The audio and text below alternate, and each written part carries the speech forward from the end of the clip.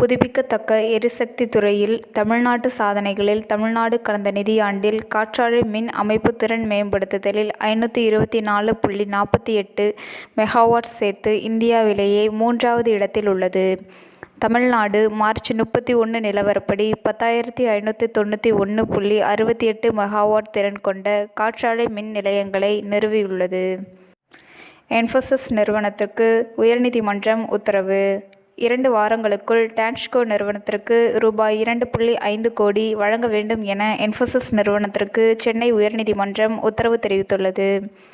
2009ஆம் ஆண்டு முதல் 2010ஆம் ஆண்டுகளுக்கான வர்த்தக பயன்பாட்டிற்கான கட்டணத்தையும் செலுத்துமாறு உத்தரவிட்டு என்ஃபோசிஸ் நிறுவனத்திற்கு ரிட் மனுவை தள்ளுபடி செய்தது.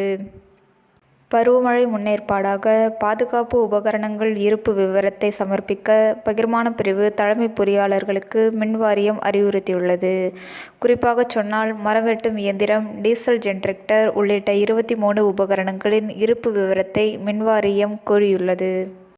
மாண்புமிகு தமிழ்நாடு முதலமைச்சர் அவர்களை ஸ்குவாஷ் விளையாட்டு வீராங்கனையும் தமிழ்நாடு மின் உற்பத்தி மற்றும் பகிர்மான கழகத்தின் துணை இயக்குனருமான செல்வி ஜோஸ்னா சின்னப்பா அவர்கள் 2024ஆம் ஆண்டிற்கான பத்மஸ்ரீ விருது பெற்றதைத் தொடர்ந்து மாண்புமிகு தமிழ்நாடு முதலமைச்சர் அவர்களை நேரில் சந்தித்து வாழ்த்து பெற்றார்.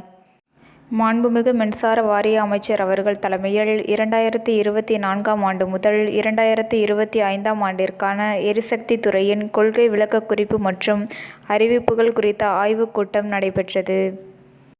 வருடாந்திர பராமரிப்பை தொடங்கிய டான்ஸ்கோ சமீபத்தில் தென்மேற்கு பருவமழையின் போது நீர்த்தேக்கங்களில் சேமிப்பாக நிலைகள் அதிகரிக்கும் என்பதால் மென்மையான செயல்பாடுகள் மற்றும் உகந்த மின் உற்பத்தியை உறுதி செய்வதற்காக ஹைட்ரோ பவர் ஆலைகளில் அதன் வருடாந்திர பராமரிப்பு பணிகளை டான்ஸ்கோ தொடங்கியுள்ளது.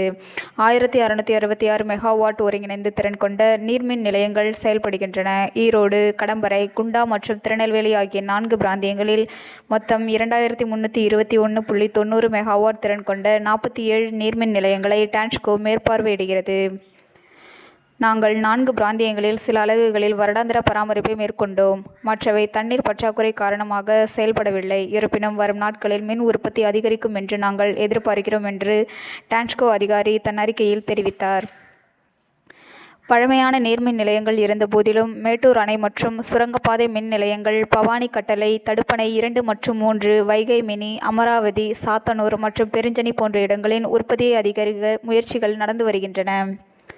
இந்த முறையான பராமரிப்பு மற்றும் பழைய உபகரணங்களை மாற்றுவதன் மூலம் மின்சார உற்பத்தியை அதிகரிக்க முடியும் என்று அதிகாரிகள் தெரிவித்துள்ளனர்.